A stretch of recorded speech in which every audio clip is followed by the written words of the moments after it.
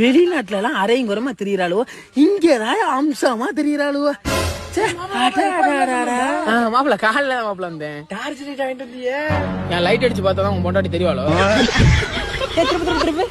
மாப்பிள்ள எப்போ வாங்க மாப்பிள்ள. நல்லா இருக்கீங்களா? நல்லா இருக்கேன் மாப்பிள்ள. நல்லா இருக்கேன் மாப்பிள்ள வெளிநாட்டு பாட்டுல ஏண்டா ஒரு பக்கமா ஸ்கேன் பண்ணா உனக்கு உள்ள பாதி கூடு, உனக்கு பாட்டுல ஒரு கேடு.